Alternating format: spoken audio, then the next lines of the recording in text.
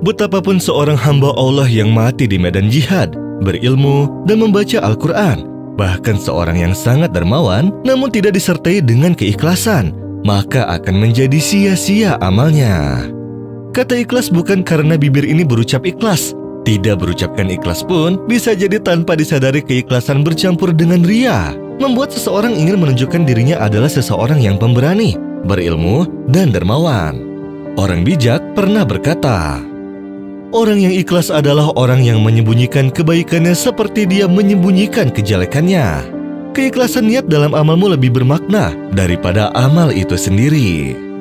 Kisah yang satu ini juga akan mengajarkan kita tentang ganjaran dari sebuah keikhlasan. Dan berikut adalah kisahnya.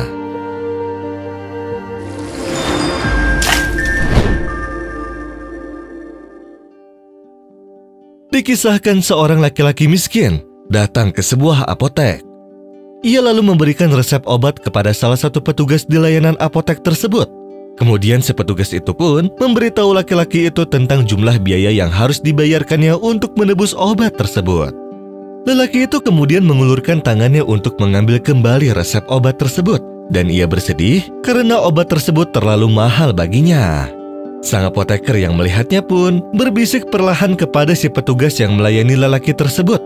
Kemudian dipanggillah si lelaki miskin itu dan si apoteker berkata, "Hai, kamu adalah pelanggan yang ke-5.000 di apotek ini, dan kami berhak memberi 2 kali lipat atas obat yang kamu inginkan.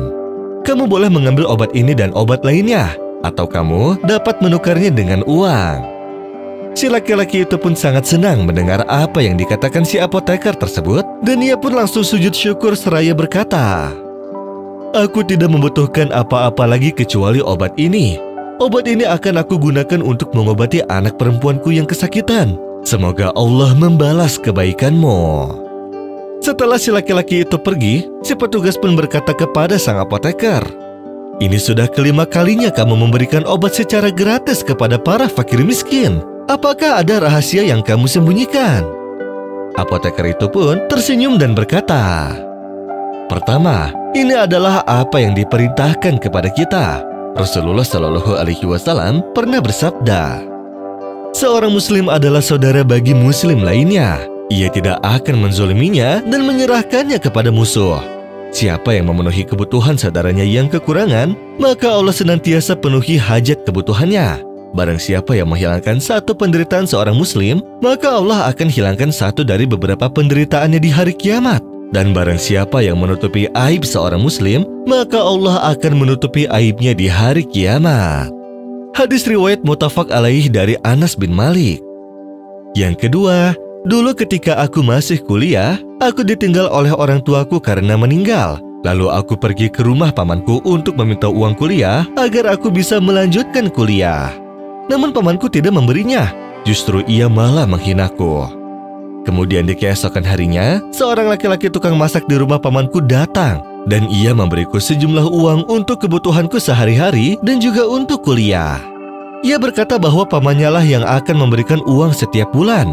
Dan setelah 4 tahun lamanya aku lulus dari universitasku ini, aku pun lalu pergi ke rumah pamanku untuk berterima kasih kepadanya, dan kemudian mengembalikan semua uang yang telah aku terima darinya. Namun alangkah terkejutnya aku bahwa ternyata uang tersebut adalah uang dari upah gaji si tukang masak tersebut. Dirinya menyisakan setengah gajinya untuk membiayaiku kuliah.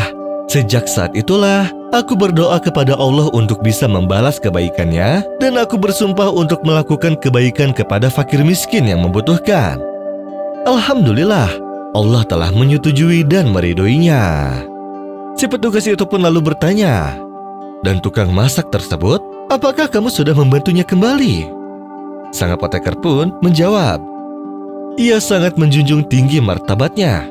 Oleh karena itu, suamiku mempunyai ide agar salah satu banknya mengurus seluruh kebutuhannya. Aku dan suamiku juga membelikan dan menyiapkan segala kebutuhan untuk putrinya. Namun walaupun aku sudah berinfak sebanyak mungkin kepadanya, aku tak pernah bisa membalas jasanya kepadaku selamanya." Begitulah level keikhlasan jika sampai ke hati. Kebaikan itu akan terus menciptakan kebaikan lain bagi orang-orang di sekitarnya. dan akan terus berdampak kepada orang-orang sampai kita sudah mati sekalipun.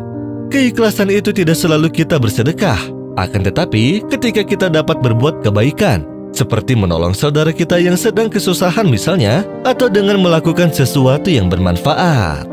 Semoga kita semua selalu diberikan keikhlasan dalam berbuat kebaikan. Amin, amin ya rabbal alamin.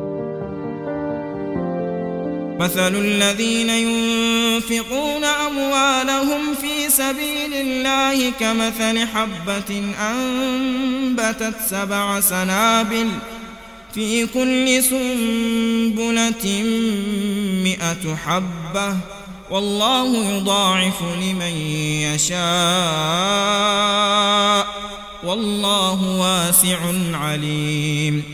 الذين ينفقون أموالهم في سبيل الله ثم لا يتبعون ما أنفقوا منا ولا أذى لهم أجرهم عند ربهم ولا خوف عليهم ولا هم يحزنون.